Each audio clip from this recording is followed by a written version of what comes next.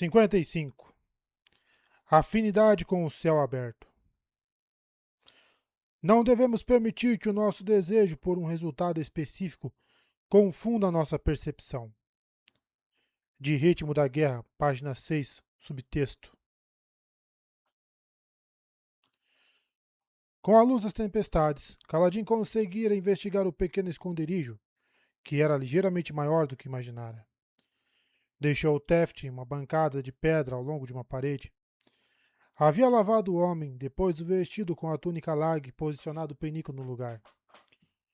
Um dos sacos que Kaladin pegara no monastério, cheio de roupas, servia de travesseiro improvisado. Precisava encontrar cobertores, mas, por enquanto, o amigo parecia estar tão confortável quanto possível. Teft ainda aceitava a água, sugando-a da grande seringa metálica que Kaladin arranjara. Na verdade, Teft ingeria o conteúdo com gosto. Parecia tão perto de despertar que Kaladin esperava que ele começasse a praguejar a qualquer momento, exigindo saber onde estava seu uniforme. Se o assistia com um ar sério que não era do seu feitio. O que vamos fazer se ele morrer? Perguntou ela baixinho. Não pense nisso, disse Kaladin. E se eu não conseguir não pensar nisso? Encontre alguma coisa para se distrair. Ela se sentou na bancada de pedra, as mãos no colo. É assim que você suporta isso? Saber que todo mundo vai morrer?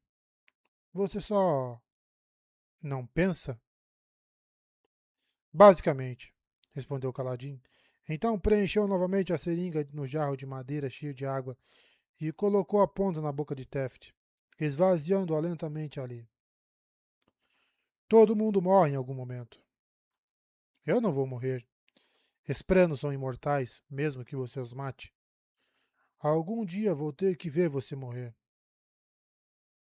O que fez você puxar esse assunto? Você não é assim.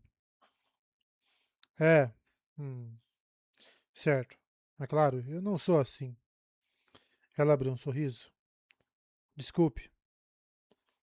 Não foi isso que eu quis dizer, Sil. Você não precisa fingir. Não estou fingindo. Já dei muitos sorrisos falsos para não notar um deles. Você estava fazendo isso antes também, antes dos problemas da torre começarem. O que aconteceu? Ela baixou o olhar. Eu tenho lembrado como foi quando o relador, meu antigo cavaleiro, morreu. Como isso me fez dormir por muitos, muitos anos durante toda a traição. Eu fico pensando, será que isso vai acontecer de novo? Você sente uma escuridão? Um sussurro dizendo que as coisas só vão piorar? E ao mesmo tempo um impulso paralisante e desconcertante, pressionando você a desistir e a não fazer nada para mudar isso? Não, disse ela balançando a cabeça. Nada assim. Só uma preocupação, lá no fundo, recorrente. Como se houvesse um presente que quer abrir, e aí fica empolgada por um curto período, até lembrar que já abri e não há nada dentro. Parece como eu costumava me sentir quando me lembrava que Tim estava morto, disse caladinho. Eu continuava a vida normalmente, me sentindo bem. Aí lembrava, ao ver uma pedra na chuva, ou um entalhe em madeira como aqueles que ele fazia. E tudo desabava. Desse jeito. Mas as coisas não desabam. Só fazem com que eu me acomode. Pense e sinta vontade de vê-lo de novo. Ainda dói. Tem alguma coisa errada comigo? Acho que é normal. Saudável. Você está lidando com a perda, mas nunca havia passado por nada assim. Agora que está voltando a si mesma, está finalmente confrontando coisas que andava ignorando. Você acabou de me dizer para não pensar no assunto. Isso vai ajudar? Kaladin fez uma careta. Não, não ia. Ele havia tentado. Distrações podem ser úteis. Fazer alguma coisa. Se lembrar de que há muitas outras coisas maravilhosas na vida. Mas você vai ter que pensar sobre isso em algum momento, acho. Ele preencheu a seringa novamente. Você não deveria perguntar para mim sobre esse tipo de problema. Eu não sou muito bom em lidar com isso, nem na minha própria vida. Sinto como se eu não devesse precisar ter que lidar com essas coisas. Sou uma esprena, não uma humana. E se estou pensando assim, não significa que estou estragada. Significa que você está viva. Estaria mais preocupado se você não sentisse isso. Talvez seja porque vocês, humanos, nos criaram. Ou talvez porque você é um pedacinho de divindade, como eu sempre disse. Caladinho deu de ombros. Se existe um Deus, acho que ele está na maneira como nos importamos uns com os outros. Você pode até ter ganhado forma a partir de um poder amorfo, porque humanos pensaram sobre vento e sobre honra. Mas você é uma pessoa agora, assim como eu sou, embora meus pais tenham me dado forma. Ela sorriu e caminhou pela bancada, na forma de uma mulher com um rava. Uma pessoa.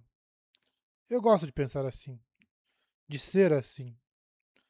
Vários esplanos de honra falam sobre o que nós somos feitos para ser, sobre o que nós devíamos fazer.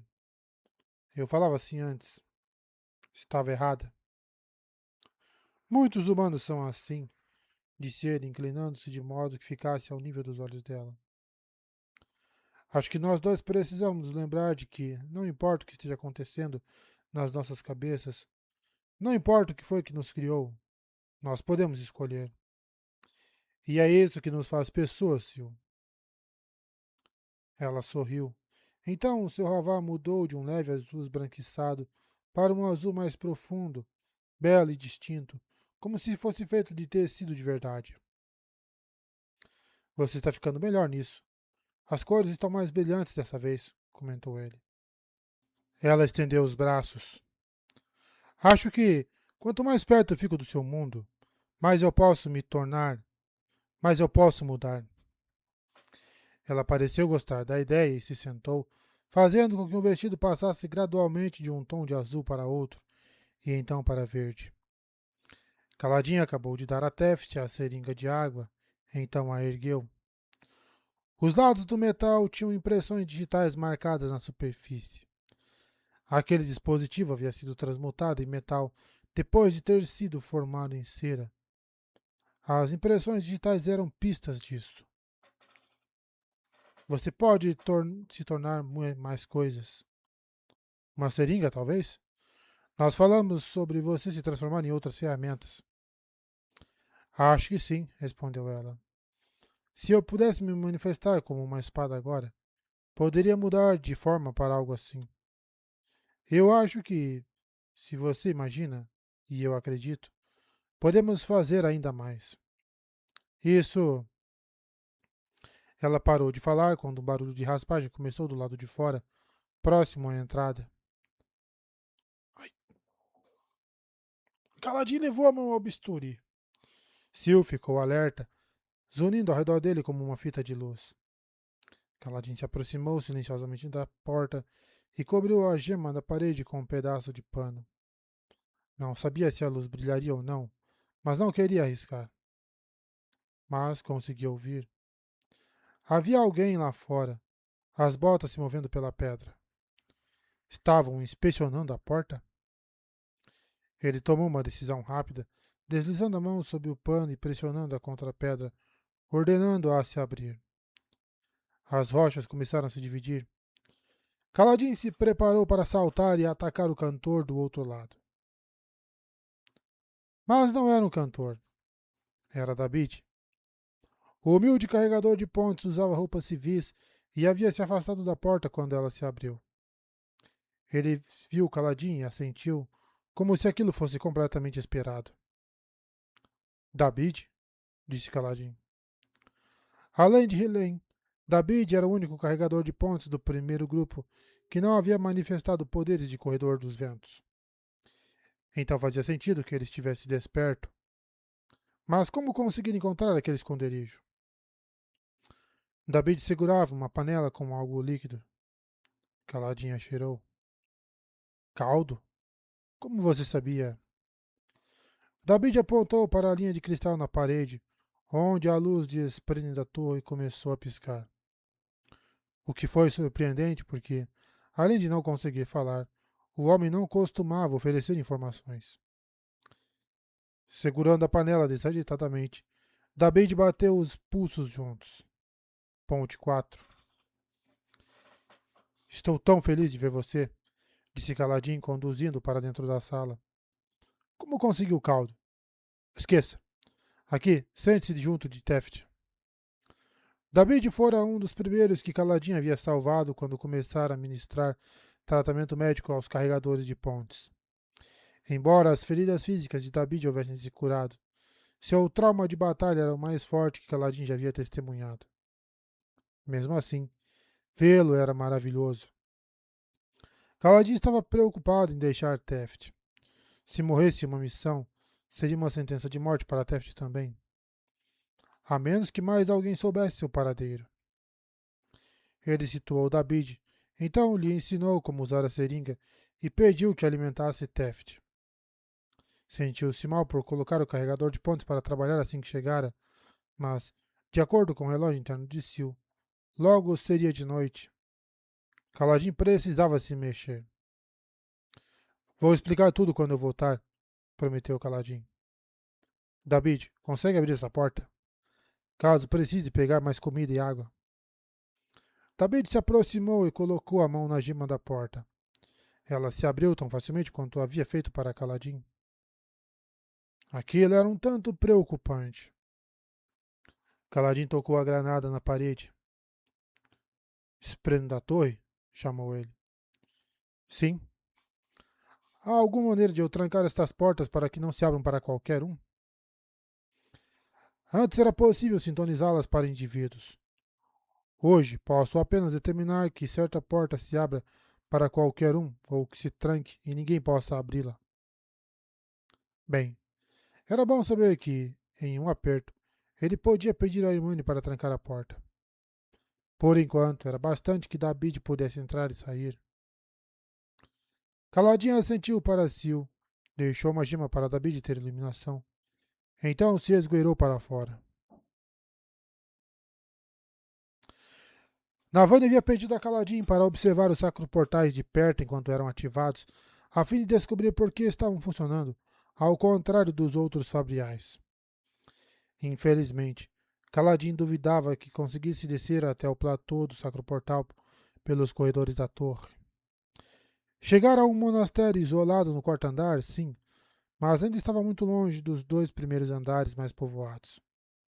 Mesmo que os humanos não estivessem confinados aos seus aposentos, Caladinho não tinha como saracotear por ali sem ser pego. Caladinho, filho da tempestade, atraía a atenção. Pensou que poderia tentar escalar pelo lado de fora da torre. Antes de aprender a voar, havia grudado rochas na parede do abismo e as escalado. Pensou que poderia fazer algo parecido. O inimigo obviamente havia ordenado aos celestiais que ficassem do lado de dentro, e poucas pessoas iam até as sacadas. Então, enquanto a noite caía, ele foi até uma sacada no sétimo andar. Amarrou ao cinto um saco que trazia 4 escovas que conseguira no monastério. Mais cedo, cortara as cerdas com um bisturi, deixando-as planas na frente, mas com uma alça curva como um gancho. Caladin não podia usar a projeção plena nas próprias mãos para grudá-las nas coisas. Lopin sempre grudava a roupa ou o cabelo no chão, mas a pele de um radiante parecia imune ao poder. Caladin podia ter arranjado luvas, mas as alças das escovas pareciam mais resistentes como suportes para as mãos. Ele se inclinou para fora da sacada e olhou ao redor para se assegurar de que não havia ninguém assistindo. Já estava escurecendo. Duvidava que fosse possível vê-lo no escuro, contanto que não sugasse demasiada luz da tempestade. Ao mantê-la em maior parte nas escovas grudadas na parede, ele não brilharia tanto a ponto de ser avistado. Pelo menos, o risco parecia muito menor do que o de se esgueirar pelos andares ocupados. Era melhor tentar primeiro de uma maneira que não fosse perigosa. Caladinho pegou uma das escovas e a infundiu com a luz das tempestades, Então pressionou o lado plano contra um pilar na sacada. Ao fixá-la, ele conseguiu pendurar todo o seu peso ali, balançando-se livremente, sem que a madeira se soltasse nem que a alça quebrasse. Está ótimo, disse ele, recuperando luz das tempestades da projeção. Tirou as meias, mas colocou as botas de volta. Olhou com atenção em busca de celestiais pela última vez. Então pulou a sacada e se equilibrou no pequeno peitoral do lado de fora. Olhou para baixo em direção às pedras, mas estas estavam invisíveis na escuridão da noite. Era como se ele estivesse de pé na borda da eternidade. Sempre gostara de estar no alto. Mesmo antes de se tornar radiante, sentia certa afinidade com o céu aberto. Ali, na sacada, parte dele queria saltar para sentir o vento veloz. Não era uma tendência suicida, não daquela vez. Era o chamado de algo belo. Você está com medo? Perguntou Sil. Não, é o oposto. Estou tão acostumado a saltar de lugares altos que não estou nem de longe tão preocupado quanto eu deveria. Ele infundiu duas das escovas, então se moveu para a esquerda. Ali a parede fazia um caminho reto para o solo, entre as sacadas. Caladin respirou fundo e se jogou e bateu uma escova contra a pedra, depois a outra. Achou dois suportes para os pés, mas eram escorregadios. Outrora, a rocha possuía uma grande quantidade de ornamentação, mas anos de grande tormenta haviam eliminado parte disso.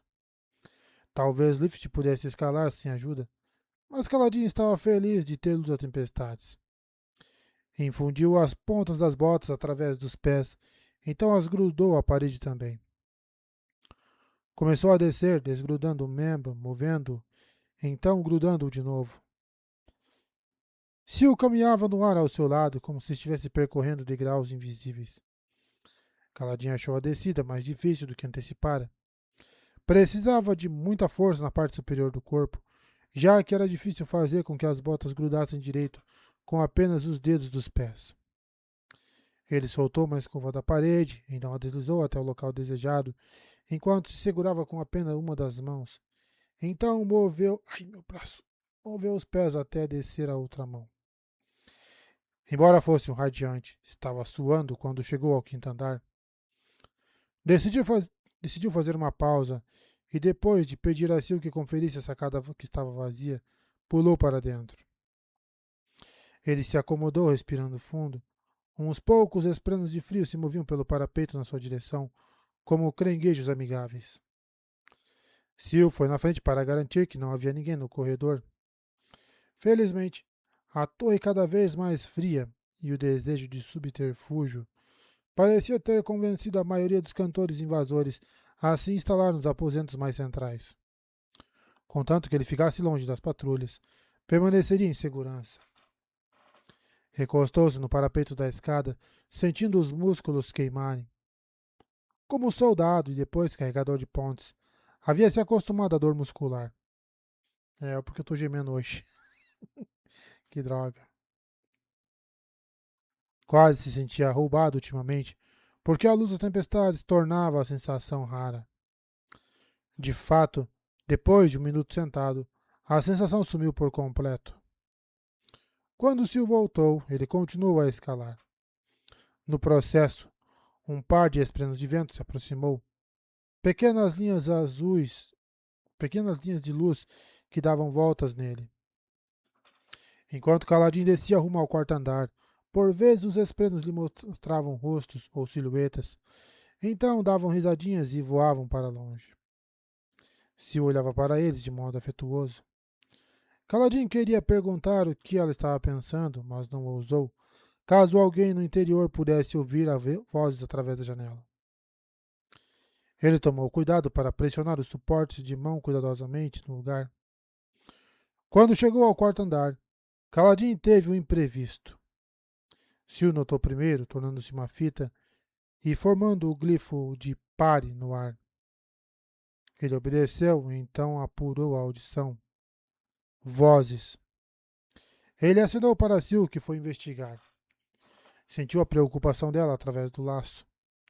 Quando Sil estava na forma de espada, os dois tinham uma conexão mental direta, mas quando ela não estava naquela forma, a ligação era mais tênue. Andava treinando como mandar palavras, Andavam treinando como mandar palavras um para o outro, mas estas tendiam a não passar de vagas impressões. Daquela vez ele conseguiu ouvir algumas palavras distintas. Cantores, com lunetas, sacada do terceiro andar, olhando para cima. Caladinho ficou pendurado onde estava, o mais silenciosamente possível. Podia ouvi-los abaixo, à esquerda, na sacada. Tinham lunetas? Por quê? Para vigiar o céu, pensou, tentando projetar a ideia para Sil.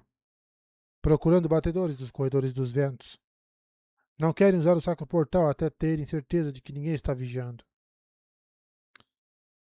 Sil voltou e Caladinho voltou a sentir os músculos queimarem novamente. Limpou a testa suada na manga, então, com os dentes cerrados, extraiu cuidadosamente luz das tempestades para soltar uma das escovas que servia de suporte na mão. Sua pele começou a soltar fumaça luminosa, mas, antes que a luz se tornasse visível demais, ele projetou a escova de novo e se esticou, conectando a pedra o máximo possível para a direita. Moveu-se para longe da sacada ocupada e escalou até a sacada seguinte. Enquanto se movia, ouviu os cantores conversando em aletiano. Vozes feminem, pensou, embora fosse difícil distinguir o gênero de algumas formas de cantores. A julgar pela conversa, estavam de fato procurando corredores dos ventos. Faziam transferências pelo sacro portal à noite de propósito, quando radiantes voadores seriam claramente visíveis, brilhando no céu noturno.